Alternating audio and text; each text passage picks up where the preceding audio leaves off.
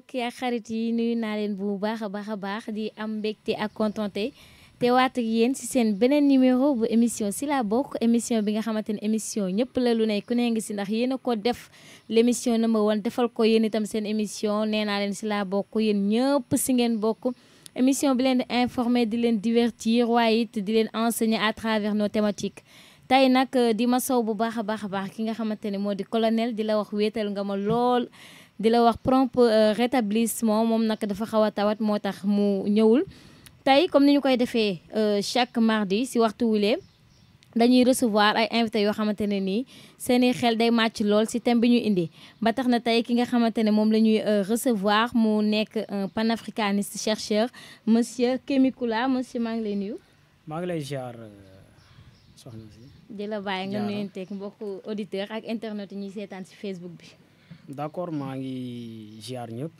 di béggee ñëpp di jaajëfal ñëpp aussi particulièrement di la ziar yow di ziar suñu technicien bi di jaajëfal personnel yi nekk ci Baobab FM bi yëpp nekk ci Baobab TV nekk ci internet bi di leen jaajëfal ñoom ñëpp bon di jaajëfal aussi sama waa mouvement MPI ak di jaajëfal aussi acteurs yi nga xamante ne ñu ngi job ci coalition bi ma bokk. Sissoko 2024 voilà. di leen jaajëfal ñi nga xamante ne bon ñu ngi ñuy suivre quoi di bëggee ñëpp. macha allah yow itam ñoo ngi lay jaajëfal bu baax a baax di la wax ni c'est un honneur tey di la recevoir si suñu plateau si laa bokk.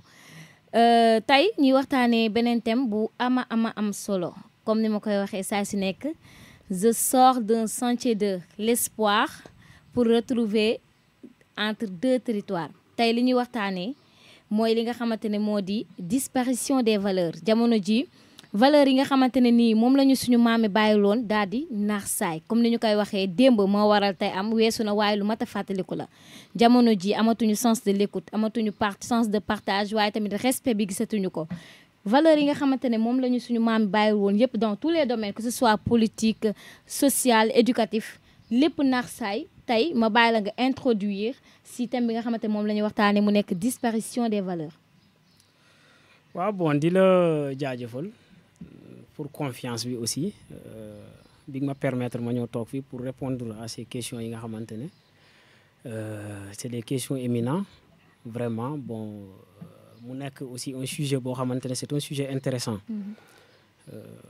ñu war cee débattre bépp intellectuel war cee débattre parce que c'est vrai bon boo déggee ñu ne un peuple wala un individu existence am c'est parce que am na loo xamante ne loolu lu ñuy woowee la conservation mooy garder ses valeurs ses valeurs de base ses valeurs fondamentaux donc bon mu nekk une thématique boo xamante ne thématique intéressant di ci commencer bu fekkee c'est-à-dire dañuy wax ci valeur il y a bon peut-être 2 à 3 c'est-à-dire pàcc boo xamante ne noonu la ñu koy waxee du sens africain parce que dans les pays occidentaux boo ne la valeur française c'est-à-dire ci loolu ngay yem ils ne sont pas divisés par ethnie ou bien par royauté ci ay waaso wala leneen ak leneen bon fexe nañ ba historiquement loolu génnee nañ ko ci seen conscience parce que souvent da ngay dégg sax ñuy revendiquer les valeurs occidentales c'est-à-dire beaucoup de pays xeet la c'est-à-dire des valeurs grecques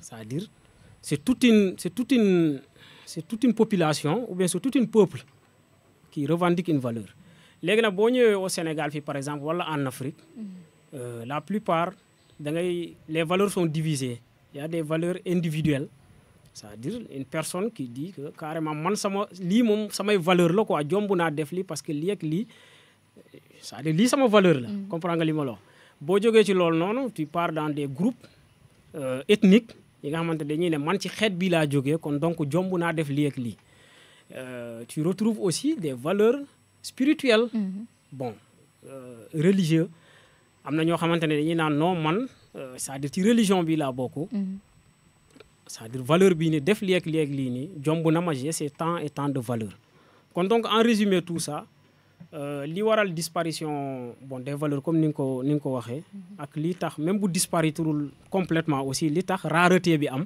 dans la société c'est parce que historiquement comme ni nga ko waxee ni nga ko aboutir ci question bi c'est-à-dire on a raté quelque chose boo xamante ne c'est quelque chose de grave mooy l'ADN de la civilisation africaine. C'est-à-dire l'africaine dafa dem ba toll foo xamante ne il ne sait plus où mettre les pieds. C'est-à-dire historiquement histoire am dañ ko effacé. C'est-à-dire léegi dafa toog dans l'air comme ça la plupart des gens dañu toog dans l'air comme ça lu ñëw ñu imposer leen ko des valeurs occidentaux des valeurs chinois ñuy capter ay valeurs partout moo tax stable luñu même ci société bi les dirigeants ou bien bon c'est-à-dire les responsables ñu guider pour ñu nekk suñu kanam amatuñu la mainmise exacte ci seen peuple. C'est parce que stabilisation des valeurs boobu noonu bi ñuy wax moom moo fi amul. léegi nag bon après dinañ egg ci conséquences yi cause bi fan la ñu ratee ak yooyu noonu ci kanam ci émission bi bon d'une manière ramassée daal. c'est-à-dire loolu la ñu mën a représenter dans un peuple comme ça ses valeurs. macha allah sa introduction am na solo comme ni ma ko waxee quand on parle de valeur dafa nekk ci différents domaines. Comme nous l'avons dit, et quand on parle aussi de citoyenneté, la citoyenneté se définit aussi par des valeurs. Mais nous allons d'abord commencer sur nos valeurs politiques. Depuis notre indépendance jusqu'à nos jours, actuellement, dans l'Afrique, nous restons d'abord au Sénégal. Rien n'a changé malgré cette communauté franco-africaine créée pour notre indépendance. Est-ce qu'aujourd'hui, on peut dire que même Sénégal a une indépendance? Bon, l'indépendance, on le célèbre, dañuy def ay fête. Chaque 4 avril. benn jour, benn bés boo xamante ne. Le 4 avril 1960. Voilà, bon. La ñu signé woon suñu accord d'indépendance.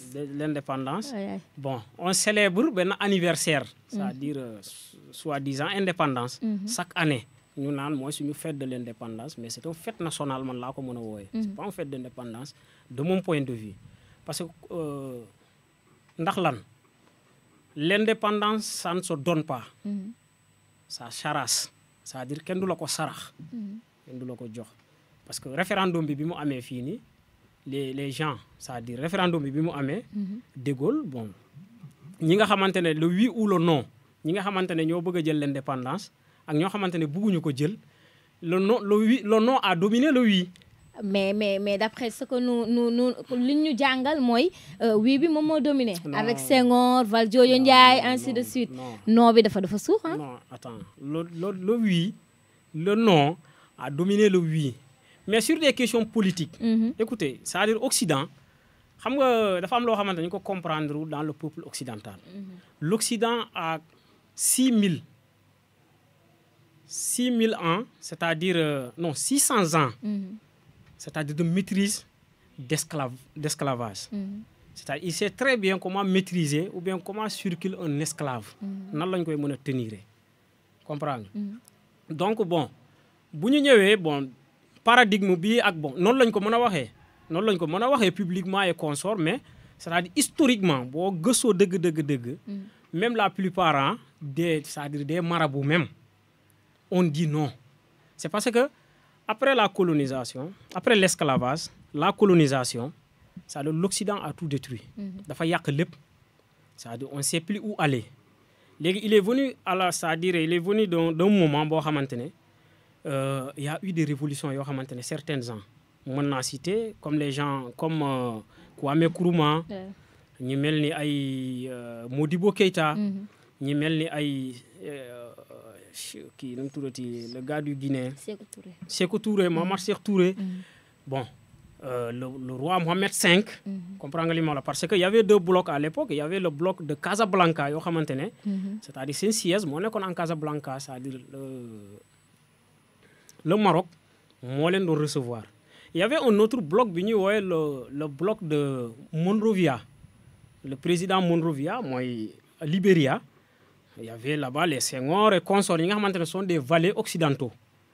Voilà, bon, moi, j'ai ces 2 groupes-là, mais l'autre groupe commençait à s'émerger, d'avancer, d'ampleur aussi, parce que les gens aussi voulaient se libérer, nous démarrer consorts. Bon, maintenant, la question est venue, De Gaulle a carrément actuellement, la solution, c'est de les libérer. C'est-à-dire, nee leen jël leen seen indépendance. waaw parce que ñooñu ñëpp non bi moom moo dominé waaw non seen c'est-à-dire dëkk. xam nga nous on joue pas dans l'avenir.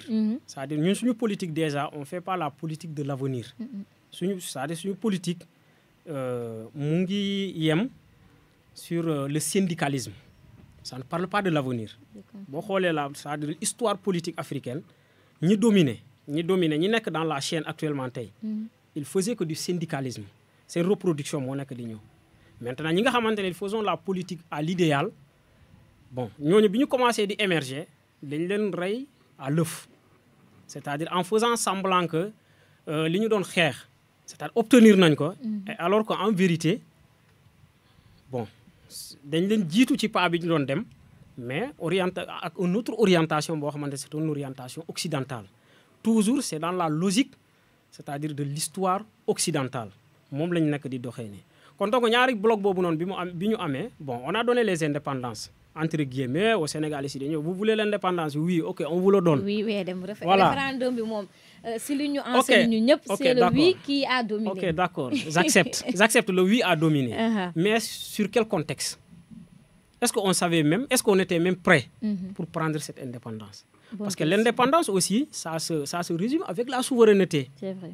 Il n'est pas question que tu sois indépendant comme ça formellement. Et alors que les matériels yi nga xamante ne ñoom ñoo la war a accompagner ci sa souveraineté ne sont pas établis. Cette indépendance n'a pas de sens. Ça n'a pas de sens. C'est des mots. Je donne l'exemple sur le Sénégal. Rapidement. Bon, on nous dit qu'on est indépendant, non? Bon, on a une monnaie. Non. On n'est pas souverain monétairement. Non. Géopolitiquement. Mais est-ce que foofu dama lay dagg. si côté monnaie bi. n'oubliez pas waxoon naa la ni Guinée ñoom ñoo voté pour le non. Côté monnaie bi da si joué parce que lan moo indi comité franco-africain. ñun ñoo décidé ne dañuy rester dans la comité. ok bon c'est bien. ñun ñoo d'accord ne dañuy rester. continuer suñu relation avec la France. loolu moo tax le franc CFA toujours nekk suñu monnaie. D'accord ñun quand tu parles de ñun ñan. mais suñuy dirigeant quand même. ok ñoom Senghor ñoom Mamadou Dia ainsi de suite. ok merci je vais on va aller pas à pas. Ok. Sur le cas sénégalais. Bon xam nga déjà ñun dañoo tëb ñëw ci entre De Gaulle ak ñi nga xamante ne ñoo fi jiite woon bon à l'époque les Senghor les Dia. Valdiodio et consorts. C'est-à-dire les Blaise Diagne et consorts. ñoo nekk dans la chaîne non. du ñoom la ñu gis. du ñoom ñoo bokk ci c'est-à-dire la communauté franco-africaine. ñoom ñoo ci bokk. C'est eux qui ont signé, eux qui ont adhéré. Mais pourtant il y avait une autre voix au Sénégal, le PAI, le Parti africain de l'indépendance. Ouais. Dirigé par Majib Diop. ñoo voté woon pour le non. Très bien, eux ils se battaient pour la souveraineté du Sénégal, l'indépendance africaine. En alliance avec la guérilla, c'est-à-dire l'Union soviétique à l'époque. Bon loolu moo étendu jusqu'en Guinée-Bissau les Amilcar Cabral et consorts ci fléau boobu noonu lañ nekkoon. Donc bon comme ni ñu koy waxee l'Union soviétique bon ñu assisté beaucoup de pays en Afrique yoo xamante ne dañ leen doon pousse à leur souveraineté dañ lay pousse jox la ta monnaie ta liberté comprends nga li ma la wax. Bon et consorts et d'autres. Maintenant il y avait ce mouvement il y avait cette parti politique boo xamante ne mu ngi doon combattre mais bon il y a eu un bloc. Dia Senghor et consorts ñoom ñoo organisé wu détruire à l'aide de c'est-à-dire des étrangers des oppresseurs ñu détruire ce parti bon c'est-à-dire les faire disparaître dans la chaîne. C'est la politique. Bon ok non bon pas politique. C'est pas politique, c'est pas comme ça qu'on fait la politique. Mais ici au Sénégal c'est comme ça qu'on ok d'accord on est d'accord dans ce sens. D'accord mais c'est pas normal. Même si on le pratique mais c'est pas normal. Comprends nga li ma la on les a fait disparaître bon par la suite la ñu dem ba ci kanam Senghor et Dia ont eu des problèmes. Ont eu des problèmes après c'est parce que bon maa bëgg a jiite le fond du problème c'est ça.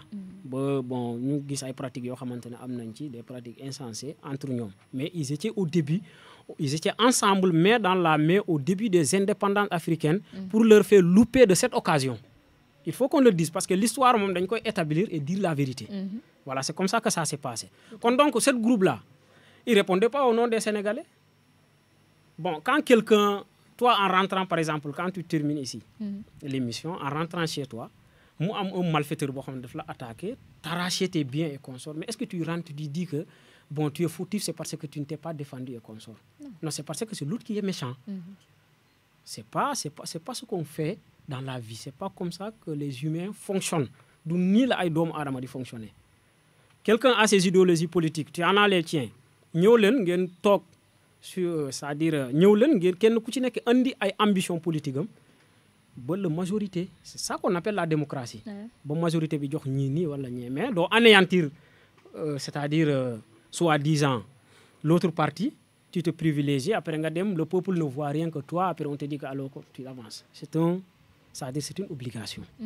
Comprends nga li ma la kon donc boo nee ils ont répondu au nom, c'est-à-dire de la population africaine ou bien à la population sénégalaise. Je vous dis non.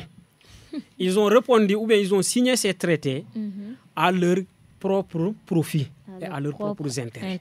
C'est des intérêts crypto-personnels ou bien des intérêts de groupe. Mais malheureusement pour nous, Sénégal non le mës a fonctionner. D'accord.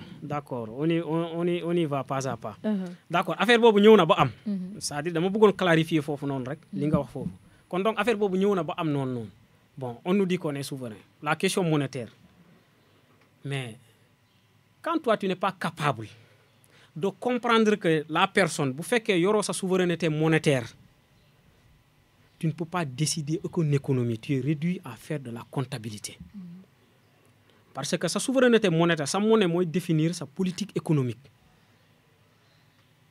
Alors, tu n'as pas une monnaie, tu ne peux pas définir une politique économique.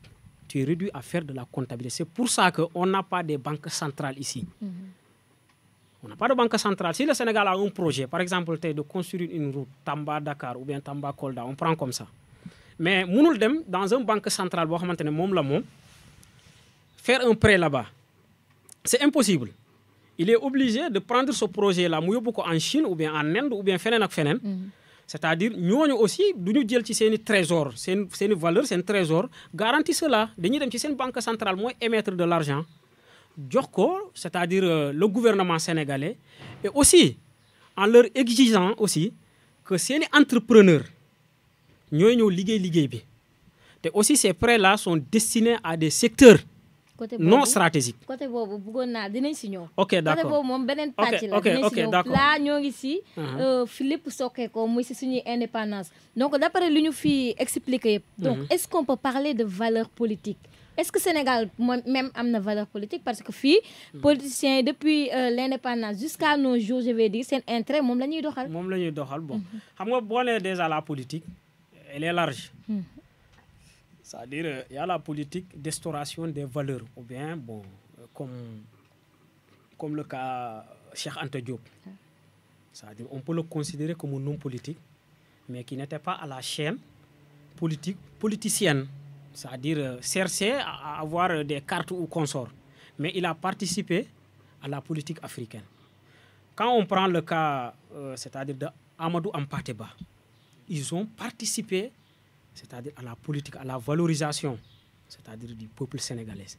Quand on prend le cas de Thierno Souleymane Baal, c'est des intellectuels de haut niveau, ils se sont combattus pour nous arracher les valeurs politiques, culturelles et sociales sénégalais au Sénégal. Ils se sont battus jusqu'au bout. Jusqu'au bout. Mais malheureusement, le mauvais côté a pris le dessus.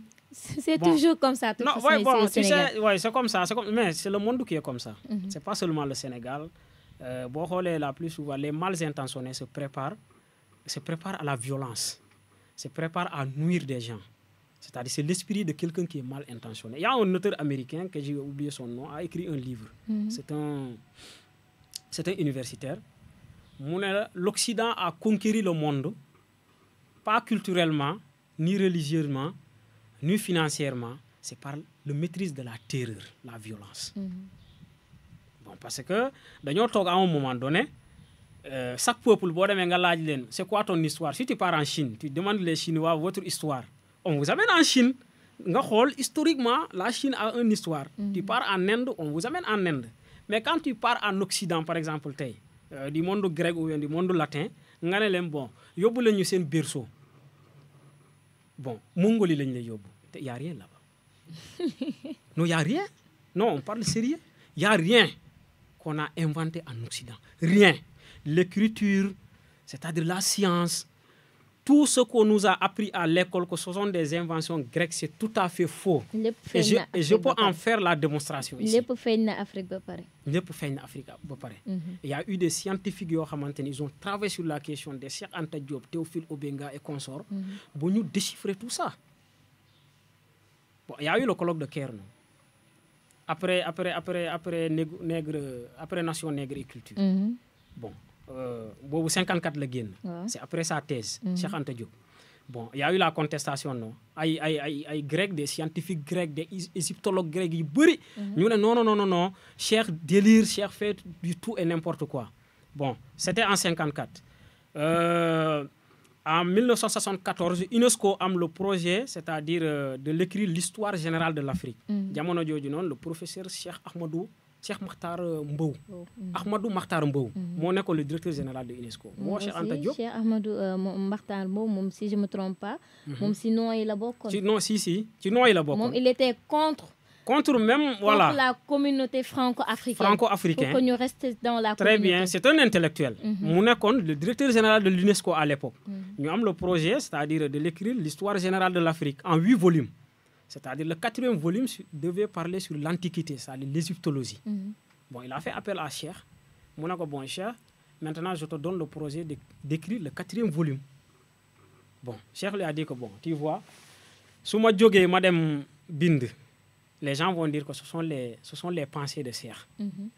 Maintenant, nañu woote un débat, un colloque. 74, 54, le Nation Nègre et Culture génn non. 74 bi le colloque bi am au Caire. 20 ans après. C'est suffisant pour chaque intellectuel de se préparer, non? Wow.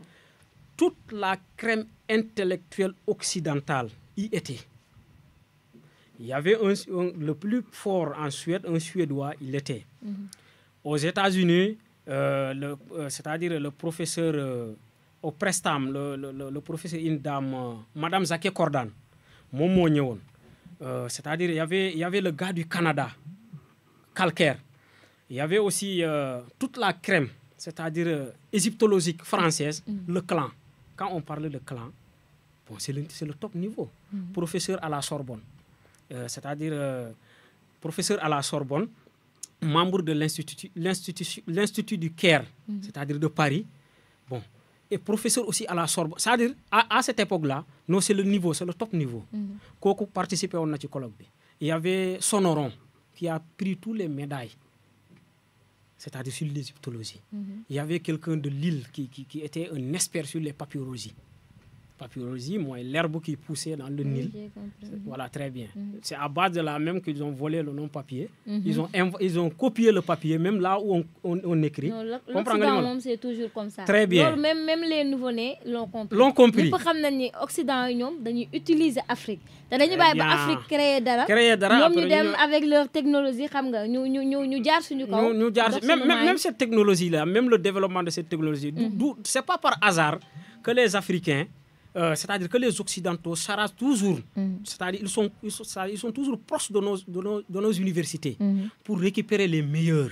C'est-à-dire pour participer toujours à leur émancipation intellectuelle et à la création ou bien à l'invention. C'est-à-dire, bon, ils n'ont rien inventé d'ailleurs. C'est-à-dire c'est-à-dire au développement, c'est-à-dire de leur technologie et consorts. C'est pas par hasard, hein? Depuis le Maroc, il nous parle de l'Afrique berceau de l'humanité. Ok, d'accord. Oui. Vraiment, bon. L'histoire de l'Afrique est large. Voilà, donc, bon, d'une manière ramassée, ça s'est passé comme ça. Nous revenir un peu sur Sénégal. Sénégal. Donc, bon, c'était une bref. Voilà, bon, on va s'arrêter là. Donc, nous sommes au Sénégal. Donc, le mal est toujours comme ça. Le mal a toujours pris le dessus. Mais ça, c'est pas la vie des humains sur Terre. Ça, c'est pour les animaux. C'est-à-dire, nous sommes dans la savane. Bon, c'est-à-dire, quand tu as faim, tu attaques l'autre, tu le dévores. Ça, c'est la vie des animaux. Mais les humains normaux, bon, il y a des humains, mais des humains normaux ne devaient pas fonctionner dans ce sens-là. Donc, bon, man, je ne blâmer ceux qui ont perdu, entre guillemets. Ils ont été violentés. Comprenez-moi. Donc, ça s'est passé comme ça. Bon, le Sénégal est passé par là. donc, bon, jusqu'à aujourd'hui maintenant, c'est la reproduction de cette élite, bon, qui n'est pas l'élite. Bon, parce que l'Afrique n'a pas mal à son élite, c'est parce qu'il n'en a pas. Dafa amul. Bon, cette soi-disant élite, non, parce que quand on est... Écoute, quand on vous dit vous êtes le président de la République d'un pays, on prend l'exemple sur le Sénégal, vous avez 17 millions d'individus qui travaillent obligatoirement pour vous. Parce que même un malade paye des médicaments pour se soigner. Ici? Non, c'est-à-dire, je le parle comme ça. Même un malade qui est sur un lit d'hôpital, paye des malades, paye le lit où il loge à l'hôpital. C'est vrai, vérité absolue. Vérité absolue. Donc, vous avez 17 millions presque de personnes ou de plus qui travaillent obligatoirement pour... Même handicap, il paye du vin, non, pour se saouler. Donc, tout le monde, c'est une obligation. Tout le monde travaille pour toi. On t'a donné un pays, par exemple. Je prends le cas du Sénégal seulement. Donc, bon, tu as tout ça. Tu as cette valeur ajoutée. En économie, ce que les gens produisent, c'est ce qu'on appelle la valeur ajoutée. Bon, tu as le privilège d'aller emprunter dans les banques financières internationales des centaines de milliards, tu rends compte à personne. Bon, tu as la ressource naturelle. Tu produis comme tu veux, tu as de l'or, du phosphate, du calcaire et consorts, du ciment. Tu as tout, tu as de l'eau propre, tu as de l'eau, c'est-à-dire minérale, tu as tout. Hein? Bon, personne ne te demande rien. Bon, maintenant, tu fais 10 ans ou 15 ans ou 5 ans, c'est à la tête de cet État. Maintenant, on vient vous demander, Monsieur le Président, quel est votre bilan? Donc, vous dites, j'ai fait des routes, j'ai fait des ponts. Bon, c'est un programme, ça, sérieusement, c'est un programme politique, ça. Mais quand tu as tout ça, et tu n'as pas fait de route, ni de pont, ni d'hôpital, mais à quoi sert ton leadership? Mais tu ne devais même pas citer ça. Lolo, waroko tout que j'ai fait des ponts, des hôpitaux, ça c'est technique, c'est administratif. Mais nga japp ni lépp du si jamono indépendance ba fa la ñu calé jusqu'à présent. Ba situation Sénégal mënul changer. Parce que tout à l'heure yaa ngi doon wax ci côté relation. Lolo ce sont les coopérations. Parce que mën nañu né ñom Senghor ainsi de suite ba ñu signé daal di def oui bi mu gagné fii ci Sénégal dañoo accepter que ni le Sénégal va rester dans la communauté franco-africaine. Donc suñu relation avec France dañu koy continuer ñu jël exemple boobu. Quand on parle de coopération entre les différents pays, c'est pour régler des problèmes de développement. Lan moo taxoon ñu renforcer suñu coopération avec les pays occidentaux, c'est pour lutter contre la pauvreté et le sous-développement. Ñu dem ba coopération boobu dafa dem ba nekk un fardeau si ñun la population sénégalaise. Par exemple, suñu projet yi nga xamantene ni suñu njiiti ñom ñong koy tek, la plupart ce sont les pays occidentaux ñom ñoo koy financer déjà dañu yokk dette ben ngi nonu, mais aussi ñom ñoo ñuy jox ay entrepreneurs, ñoo ñuy jox ay ouvriers, lépp di ñu aal xaalis bi seen réew lay delluwaat. Avec ça, Sénégal, est-ce qu'on peut parler du développement du Sénégal? Bon, avant de répondre à votre question d'abord, d'une manière plus rapide, le mot de coopération. Coopération. Qui coopère avec qui? C'est-à-dire, dans l'histoire, il n'est jamais vu qu'un esclave coopérer avec son, c'est-à-dire son bourreau. C'est impossible. Il n'y a pas de coopération là-bas. Il y a la continuité de l'esclavage. C'est très clair. C'est-à-dire, quand tu es libre, je suis libre, on fait une coopération gagnant-gagnant. Comprends? C'est là où on parle de coopération. Mais un esclave ne peut pas coopérer avec un colon. C'est impossible. Mais comment tu peux être esclave? Tu veux avoir des coopérations avec ton maître. Franchement. Non, c'est impossible. Donc, ces coopérations, ça, c'est des mots. L'Afrique, ça a des concepts bidons. On nous apporte tout ça. C'est-à-dire on l'avale. Bon, on nous apporte c'est-à-dire des développements durables. Ça, ce n'est même pas du français. Est-ce qu'on a une fois vu un développement éphémère? Non. Bon, de l'émergence. C'est quoi ça, l'émergence?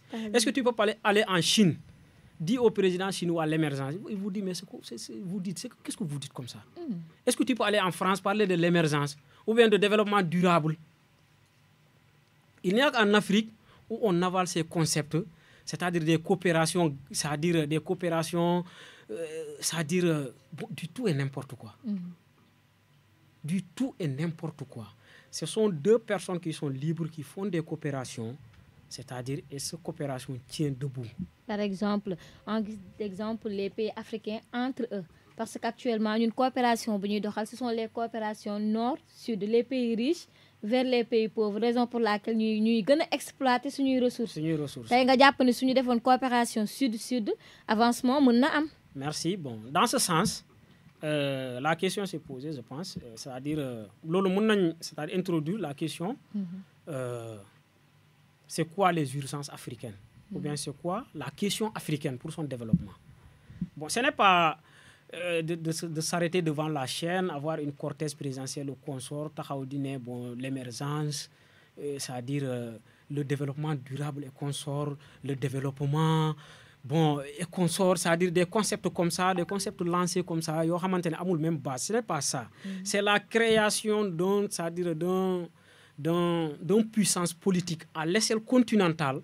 Si on ne peut pas l'avoir, on peut avoir aussi le downsizing qui est, c'est-à-dire à l'échelle sous-régionale. Par exemple, je vais prendre l'exemple rapidement.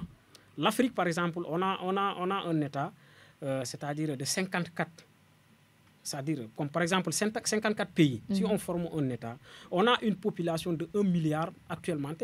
C'est de 700 et plus. Donc on est le pays, on sera le pays le plus peuplé au monde. Comprenez-le? Vous avez 30 km de c'est-à-dire kilomètres carrés de superficie. Comprenez-le? L'année dernière, bon, avant l'année dernière, au cours de l'année 2021-22, l'Union européenne même, les voleurs, bon, si un voleur vient déclarer que j'ai volé tant sur toi, donc, mais on prend ce cas dans ce sens seulement. Ils ont sorti un rapport en disant que l'Afrique a exporté 33,9% des matières premières au cours de l'année 2021-2022. Dans le normal, c'est-à-dire même si fait qu'on a le kilo, c'est-à-dire de matière première à $1, ça devait nous générer 33 000 milliards de dollars, le minimum. Mais le PIB de l'Afrique court entre les 500 000 et consorts, 7 et consorts de milliards de dollars. Bon, si nous avons ces 33 000 milliards de dollars, est-ce qu'on serait là assis, c'est-à-dire des malades comme le G7, le groupe de 7, le gang des 7, venir soi-disant nous aider en nous disant que bon, on vous aide ici, bon, une dette de 5 milliards ou bien de 4 milliards de dollars pour votre développement et consort. Et en même temps, ils ont siphonné votre plus de 33 000 milliards de dollars. Yo xamantene on vous a pas donné ça. Bu ñu joxon lool nonu, ne serait-ce que ça seulement les matières premières exportées, bu ñu joxon lool nonu, et puis c'est le minimum, bu ñu joxon lool nonu kessé ou bien le quart même, ou bien c'est-à-dire bon, c'est-à-dire le quart ou bien le tiers même, bon, on pourra se développer. On pourra faire certaines choses ou certaines choses. Maintenant, ça c'est la question globale. Si on ne peut pas avoir les États-Unis d'Afrique, un État africain, mais au minimum, je prends l'exemple, on prend l'Afrique de l'Est, de l'Ouest, l'Afrique centrale, du Nord et du Sud, la CEDEAO, le CEMAC, le CAC, le Maghreb, la COMESA et le SADC. Il y a 5 zones, non? Bon, sans parler de la CEDEAO créée par la France, la communauté française. Les pays de la CEDEAO, les 15 pays de la CEDEAO. Vous avez une superficie de 511 environ kilomètres carrés. Au cours de l'année, c'est-à-dire de l'année 2021-22, vous avez exporté 7%, environ de 7 à 8% des matières premières exportées. Ça devait vous générer environ les 7 000 ou 8 000 milliards de dollars. Et vous n'avez que 500 millions de dollars de PIB actuellement. Mais l'autre, qu'est-ce que c'est beaucoup yoron? Bon, l'autre, qu'est-ce que c'est beaucoup recevoir? Tu pourras avancer, tu pourras faire des investissements. Mais ça ne peut pas se faire en tant que c'est-à-dire on n'a pas une politique soudée. C'est-à-dire une politique ou bien une puissance politique régionale ou bien sous-régionale. Avoir une même marché, le marché de la CEDEAO, vous avez 500 et quelques millions de personnes, de consommateurs. Bon, ton entrepreneur, par exemple, aujourd'hui, s'il y a un entrepreneur sénégalais, ou bien peut-être un homme d'affaires, ou bien un businessman sénégalais, c'est-à-dire tu as tel marché, ou bien tu es un entrepreneur, c'est-à-dire tu opères dans les chaussures, ou bien tu opères dans les montres, ou bien tu opères dans d'autres choses. Comprends-le-moi là. Tu as un marché de 500 millions, c'est-à-dire de consommateurs. Mais quand tu fais 500 millions de sujets, ça te fait une affaire. Comprends nga li ma la wax. Maintenant, bon, comment tu peux, c'est-à-dire aller parler avec la Chine, comme tu es le Sénégal, des pays unipiciens comme le Sénégal, 17 millions d'habitants, nga dem toog devant un mastodonte comme la Chine, qui a 1,4 milliard d'habitants. Qu'est-ce que tu décides là-bas? Mais tu ne décides rien. Bon, comment le Sénégal, ou bien le Burundi, ou bien le Gabon, peut aller, c'est-à-dire parler avec l'Union européenne, ou bien aller parler avec la Russie, mais on ne vous considère pas. D'où le considérer, c'est-à-dire, bon, ou bien le Congo, tu pars devant l'Inde, qui a 1,3 milliard d'habitants, de marché. Comprends nga li ma la comment tu peux concurrencer avec quelqu'un qui fait du business plan en Inde? C'est impossible. Non, c'est-à-dire, munoo distribuer, c'est-à-dire munoo bokk terrain bi ak kooku. C'est pour ça que chaque jour may dégg au Sénégal fii nos entrepreneurs di plaignent non, l'État ne peut pas nous aider, l'État ne peut pas. Mais c'est impossible que tu concurrences avec ces entrepreneurs. C'est impossible. Non, c'est impossible. Non, mais tant que aussi suñu relation bi ñu am avec les pays occidentaux moo ngi tenir.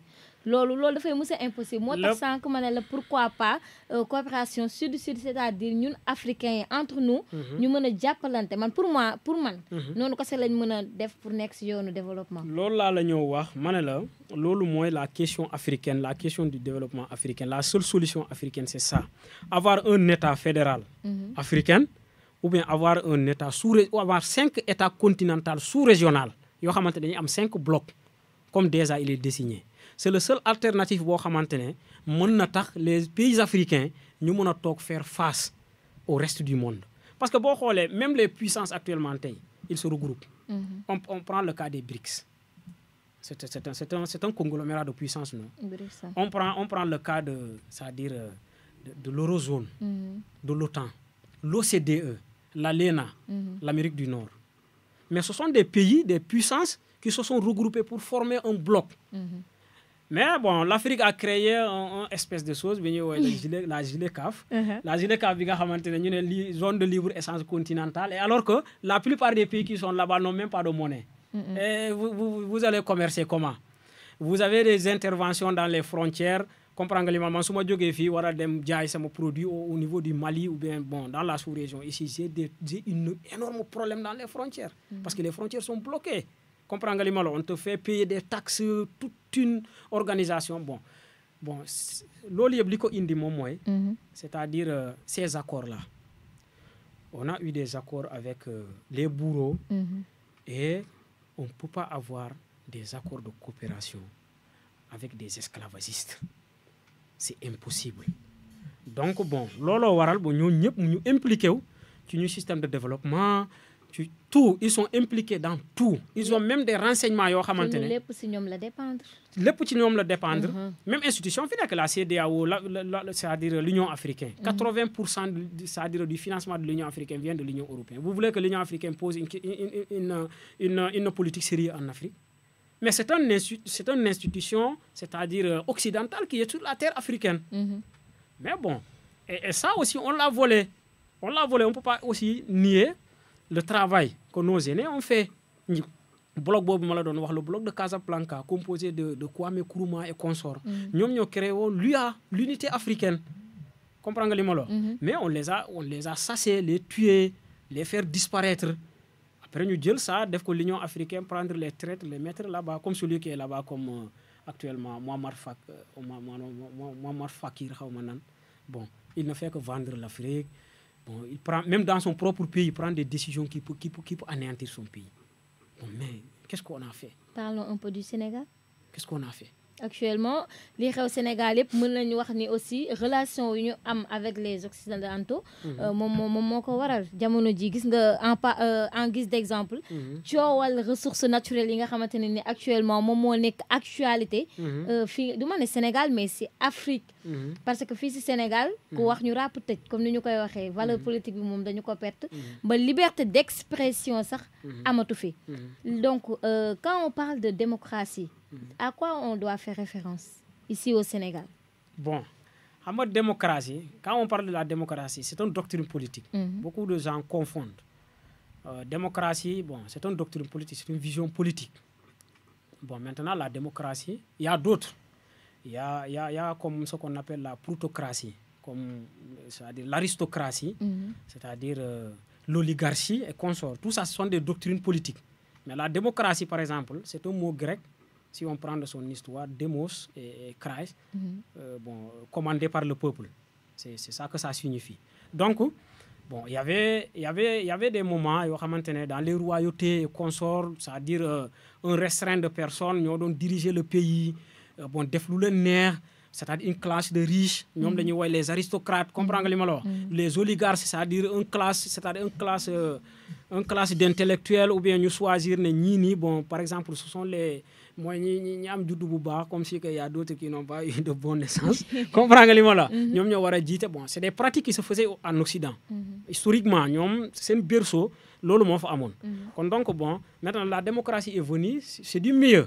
Dans un pays, c'est-à-dire dans un pays comme ça, comme le Sénégal, on instaure la démocratie, c'est-à-dire chacun peut s'exprimer, la liberté d'expression, mais tout le monde ne peut pas être président. Donc on va aller dans une consultation citoyenne, nous disons qu'il la majorité qui la après nous falco. Maintenant il devait prendre référence en écrivant sa constitution ou bien son système c'est-à-dire de démarche politique, à conduire le pays dans les intérêts des populations, dans des pays normaux. J'ai dit dans des pays normaux. C'est bien de préciser. Voilà, dans des pays normaux. La démocratie se pratique comme ça. Voilà, c'est ça la démocratie. Mais au Sénégal, on ne peut pas parler de démocratie ici. C'est impossible de parler de démocratie parce que même le concept démocratique, c'est-à-dire l'État que tu exiges de faire la démocratie, l'État même, l'appareil État que tu exiges de faire la démocratie, c'est-à-dire il est commandé par des institutions internationales purement dictatoriales. Est-ce qu'il y a la démocratie à l'ONU? Non, il n'y a pas de démocratie. Le fait que 5 personnes, 5 États, ou bien 6 maintenant, ont décidé le sort du monde entier, il n'y a pas la démocratie. Démocratie, qu'est-ce que les Américains nous ont dit? One man, one vote, non? Chaque individu devait s'exprimer. Et pourtant, à l'Union, c'est-à-dire à l'institution l'Union, c'est-à-dire ONU, Nations Unies, il y avait création, il y avait l'Assemblée générale des États. Décision, il fallait que nous disions quelque chose de restreint, nous devons le Conseil de sécurité, c'est-à-dire 5 pays ou bien 6, moi, j'ai le droit de veto, décider le sort des autres personnes. Et maintenant, les États sont adossés à ces règles internationales. Donc, même le président de la République, Macky Sall, c'est-à-dire, et son gouvernement, c'est-à-dire, ne sont pas conduits démocratiquement. Et vous voulez que maintenant, nous qui sommes en bas, qu'on ait à la démocratie. C'est impossible, non? C'est-à-dire, voilà, très bien. Merci, c'est pour liberté d'expression. Très bien. C'est-à-dire, c'est ça. C'est ça le problème. Parce qu'eux-mêmes, qui sont là, ils ne sont pas indépendants pour diriger le pays. Comprenez-moi là? Ils ne sont pas indépendants pour diriger ce pays. Ils ne sont pas souverains pour diriger le pays. Donc, on peut dire que le Sénégal n'est pas indépendant. Nous sommes toujours dépendants. C'est ça que j'ai dit le début, non? Par des règles internationales. Comprenez-moi là? Et c'est un complot international qui est mis par les financiers internationaux. Comprenez-moi là? Bon, si on prend même le cas, si on part plus loin, on prend le cas de l'ONU même. Mais le terrain l'ONU à San Francisco, mais il y a une famille des mondialistes. Nous avons un terrain, nous avons un terrain. Mais quand ils ont fait, pourquoi nous avons ce terrain-là, c'est-à-dire les Rothschild, la famille des Rothschild. Nous avons ce terrain. Mais la montagne nous avons le terrain, c'est parce que nous avons fait pour que l'ONU marche avec les correspondants. Nous avons un intérêt. Donc même le secrétaire général de l'ONU, c'est-à-dire il n'est pas indépendant. Vous comprenez? Maintenant, c'est ça. Ça, c'est le capitalisme.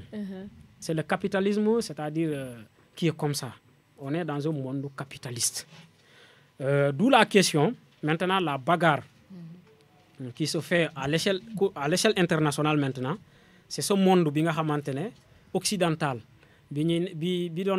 C'est-à-dire il veut un monde unipolaire. C'est-à-dire nous avons décidé, un restreint, 10 personnes, ou bien 5 personnes, nous avons décidé, c'est-à-dire le monde va fonctionner. Il y a eu un autre groupe encore, les BRICS.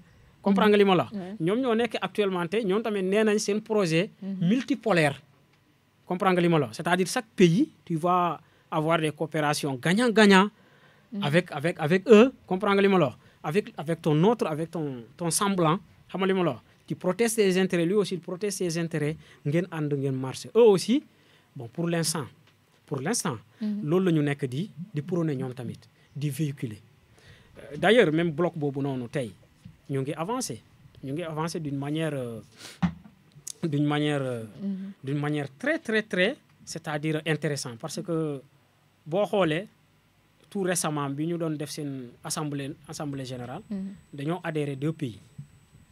dañoo xool Afrique yëpp ñaari pays la ñu jël ñu bokkuloo leen ci bloc boobu noonu. c'est-à-dire ci ñu intégré leen ci BRICS yi, c'est-à-dire mooy l'Éthiopie ak c'est-à-dire l'Égypte. Bon, pourquoi? C'est pour faciliter la route du choix, pour pouvoir s'approprier le canal de Suez totalement, parce que l'ouverture du canal, c'est en Éthiopie, le golfe d'Aden. Comprends nga li ma la mooy l'ouverture du canal.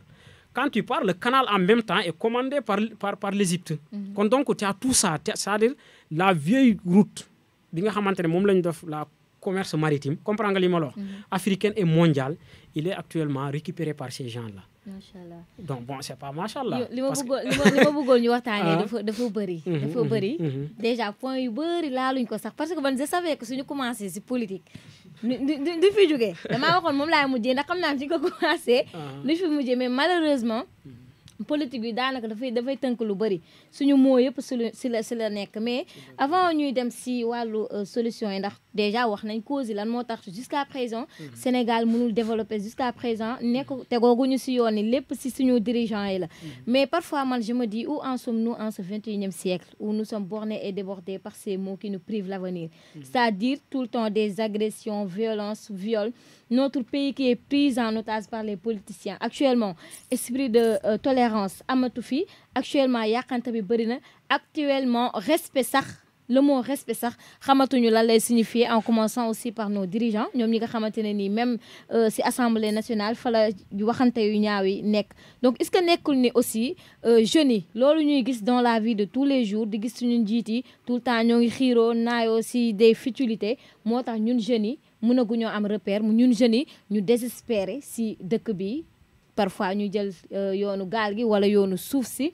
Est-ce que du aussi situation yooyu nga xamante ne si suñu indépendance jusqu'à nos jours dara changé wul, au contraire le pays va de mal en mal, le pays va de pire en pire, di gën a metti di dem, moo tax jeunes yi actuellement ñu désespéré.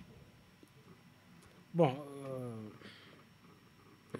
le désespoir de la jeunesse. Nañ wax si le désespoir de la jeunesse. Okay, rapidement. Bon, ce désespoir-là, bon, d'une part, il est causé par nos guides, c'est-à-dire culturels, par exemple, qui sont dans la chaîne. Par exemple, on peut prendre c'est-à-dire le cas des politiciens. Comprendre li ma la wax. Comme ni nga ko bien souligné, des faits yoo xamante ne ñu ngi am, c'est-à-dire au Sénégal actuellement tey, c'est décevant comme dans l'image du Sénégal. Un pays qui a eu Cheikh Anta Diop, vraiment, qui a donné tant d'intellectuels au monde entier. Bon, ñu gis son héritage ci benn forme boo xamante ne bon c'est autre chose. Mais cause boobu yëpp li ko indi moom mooy, c'est-à-dire comme vous l'avez c'est-à-dire bien débuté, le début de l'émission, moom mooy la disparition de ces valeurs. Comprendre nga, c'est la disparition des valeurs. C'est-à-dire l'individu maintenant, tellement que c'est-à-dire les lobbies, loolu laa la doon wax, c'est-à-dire la valeur culturelle permettre à la personne ou bien à un peuple de se revendiquer de telles valeurs. C'est-à-dire, comme si on prend l'exemple aujourd'hui, de nos jours aujourd'hui, c'est-à-dire le valeur mouridisme, comprendre li ma la wax. On prend, c'est-à-dire le valeur des Tidjania. Bon, on prend celle des Layènes.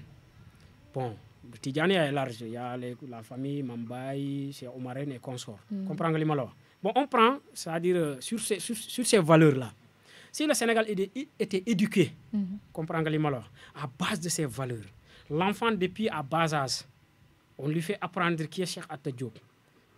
On lui fait apprendre qui est Cheikh Ahmadou Bamba. Comprendre? On lui fait apprendre qui est Thierno Souleymane Baal. Récemment, sans passer dans l'Égypte antique et consort, dans l'Antiquité, on reste dans ce sens seulement. On a tant de références yoo xamante ne mun nañ ci basé wu pour mën a xam nan la ñuy avancer sagessement ci suñu monde mais c'est-à-dire malheureusement loolu lañ fa amul da ngay dem à l'école qu'est-ce qu'on te renseigne là-bas le waalo le bundu c'est-à-dire le jolof et consort comprendre nga li ma la wax donc bon je me revendique Ndiaye laa sant bon man Ndiaye laa xoolal deretu nuñ koy wooyee deretu Njaayeen mooy daw sama deretu Njaayeen mooy daw noonu deretu kii buur deretu buur mooy daw sama yaram c'est-à-dire concept boobu nag yow nga am ko comprendre nga li ma la wax c'est-à-dire da nga màgg ci kër màgg dans une famille nga dégg ñuy wax loolu noonu dama jógee ci xeet bu baax parce que nii laa sant ou bien c'est-à-dire des formes yoo xamante ne des concepts yoo xamante ne c'est individuel comprendre nga li ma la wax ou bien bon ethnique bon n'est pas global ils ne sont pas global donc dans ce sens kenn ku ci nekk da ngay tirer ni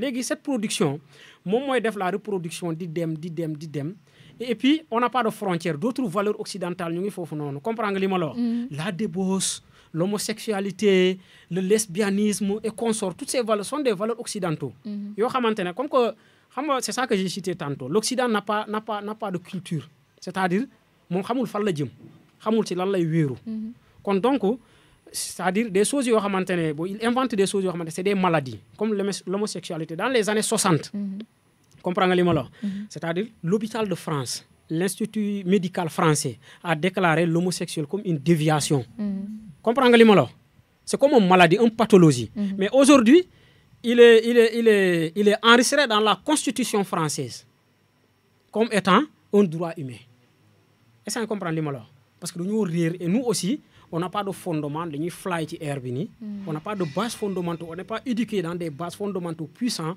moo tax ngelaw bu mu ñëw def ñuy yóbbu tout ça joue comprendre nga ne ma dans la conscience que doomu aadama amatul lu muy rus amatul lu muy jomb amatul lu muy ragal lu mu bëgg rek moom mooy c'est-à-dire tu vois quel que soit ni mu ko amee même bu fekkee ci agression la wala nii on l'entend de ma génération aujourd'hui tey ñii pickpocket di agresser ay nit bon di dégg da ngay dégg ñu naan non tel mbër day bëri tey dañuy fayeeku tey ñun sàcc yi comprends nga li ma la wax c'est parce que disparition valeur yi la xam nga li ma la wax bon dans la chaîne politique c'est cette population mooy màgg ñooy diriger le pays après demain ñoo nekk à la chaîne politique mais nan ngay nekkee ci mbedd mi di def du tout et n'importe quoi nga bëgg a dem comme que tu es député ou bien ainsi de suite sa waay bu ñu la waxee tuuti rek sa jikko day génn c'est ça c'est la production de la population moom lañu nekk di gis dans la chaîne politique comprendre nga li ma la wax dans les élus xam nga li ma la parce que ces députés là ont été élus par le peuple xam nga li ma la ci peuple bi lañ leen génnee noonu lañ leen seppi dem teg leen kon donc ñoom ils reflètent l'image du peuple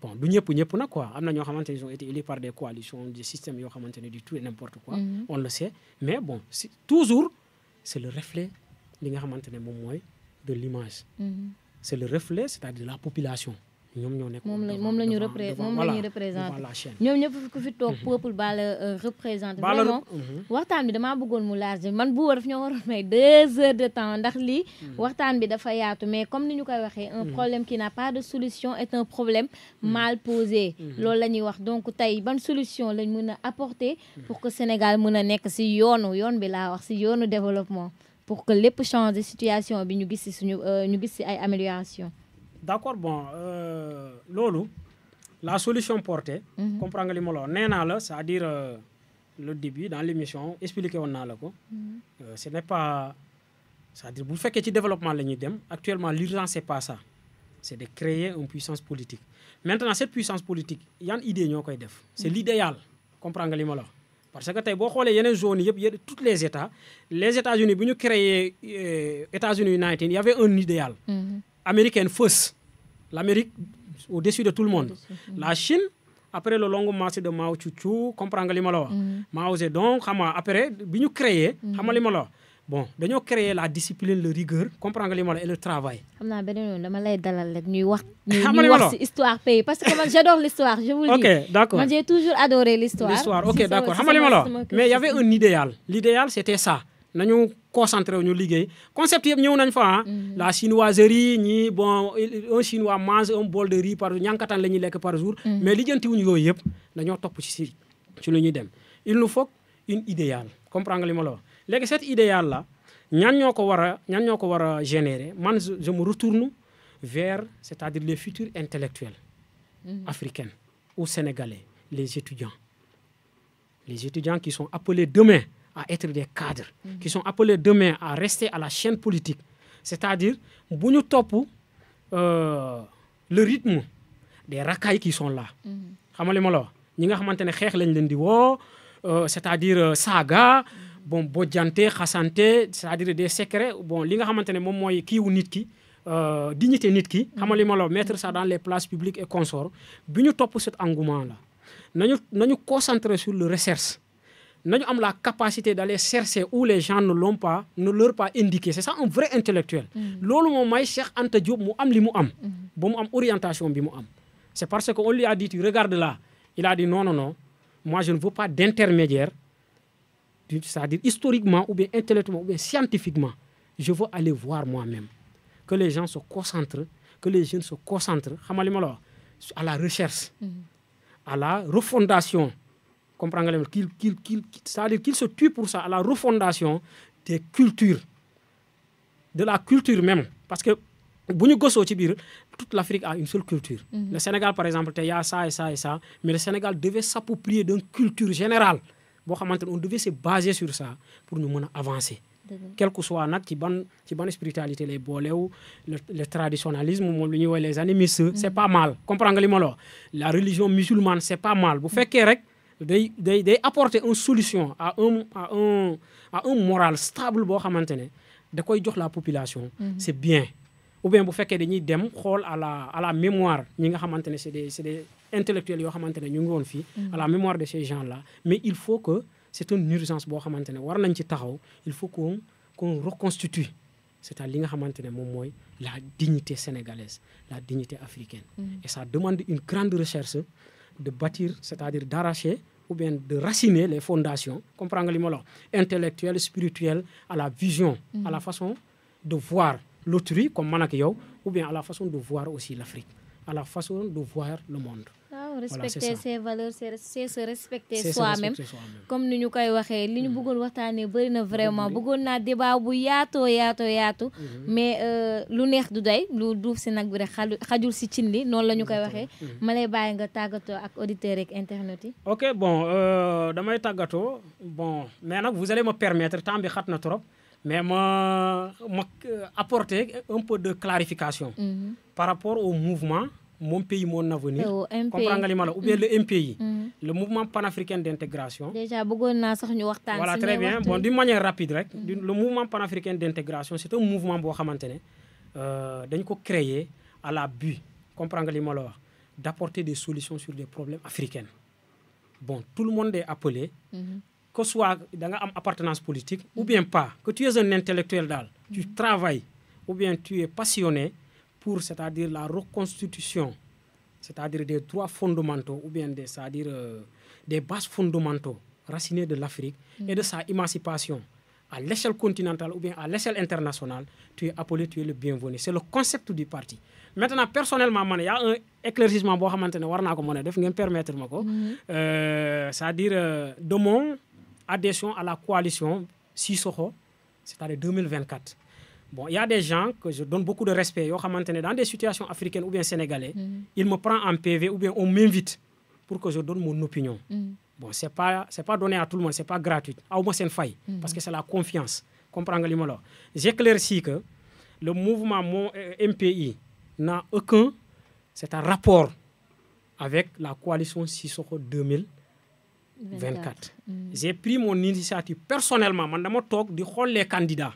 Comprends-nga les candidats, émission di am, je fais des recherches di xol les candidats diw ak diw ne kenn ku ci nek da ngay ñeu poser ce projet consort.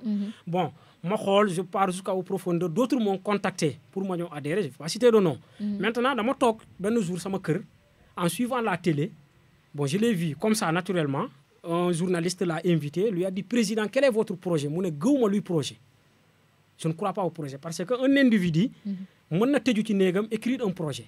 Comprends nga li ma la wax mu ñoo joxe ko ça n'a rien à voir. Mu ne je vais aller c'est-à-dire aux populations consulter leurs problèmes parce que population bi ñoom ñoo la gën a xam lan moo nekk seen problème. Parce que tu ne peux pas aller un éleveur boo xamante ne c'est-à-dire de son descendant ay maamati maamam sàmm lañ doon def. Man ma jóg fii nii 20 ans ma dem def une école de formation théorie ma bëgg a ñëw guider kooku noonu les solutions de son problème. C'est impossible.